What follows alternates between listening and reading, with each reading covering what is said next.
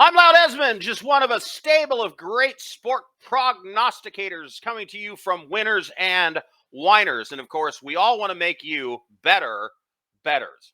Remember, hit the bell, like, subscribe, and send us your comments. We'll keep bringing these great picks to you every week. Keep visiting the website so you can see when there's picks happening, special offers coming along. The website is also where you're going to find my premium picks and my best of the week. Betting in the preseason is a very different situation than betting in the regular season because a lot of teams don't care as much about winning as they are about evaluating players. Although coaching tendencies and a number of other measurables come into effect, position battle stories, lines, likely playing time, strength of depth chart, there are things you can look for.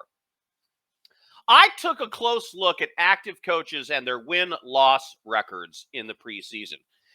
And my thinking was, if I find a coach that wins a lot in the regular season and he loses a lot in the preseason, that tells me a tendency.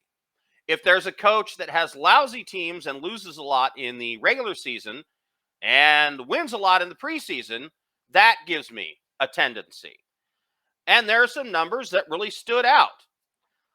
One game where I'm going to use this to my advantage is with the Green Bay Packers this week. Matt LaFleur and the Green Bay Packers have perhaps won more games in the regular season in the last few years than any other team. I'd have to look it up, but I think consistently 12 to 13 wins every year or so, I believe. If they're not the best in the regular season the past 2 or 3 years, they're certainly very close. Yet, he has a well sub 500 number in the preseason. So the Packers win a lot in the regular season, and they suck in the preseason. This makes it clear to me that the preseason doesn't matter to him in terms of winning. He's trying to keep his team healthy. He's trying to get a look at rookies, free agents, backups, and other fringe members of the team. Kyle Shanahan is 8-7 as a preseason coach, and that suggests he's a little more interested in winning, but not focused on it, given on how good his teams have been in the regular season. So we have two teams that aren't going to be trying that hard to win. Both coaches have great teams in the regular season. They don't tend to do well in the preseason. I don't expect to see Aaron Rodgers on the field much at all. And the quarterbacks behind him are unproven, to be kind. And then in the case of the 49ers and their starter, Trey Lance, well, even if Jimmy Garoppolo is still with the team, he's not playing. Trey Lance has been suffering from arm soreness and missing some reps in practice. And they both have great defenses. Okay, the best quarterbacks aren't going to play. Both coaches have a tendency to win in the preseason. Lose in the preseason, win in the regular season a lot. And they're facing good defenses. This is going to be a tough way for the offenses to move the ball with backups and a coach who's not really trying to win and facing good defenses.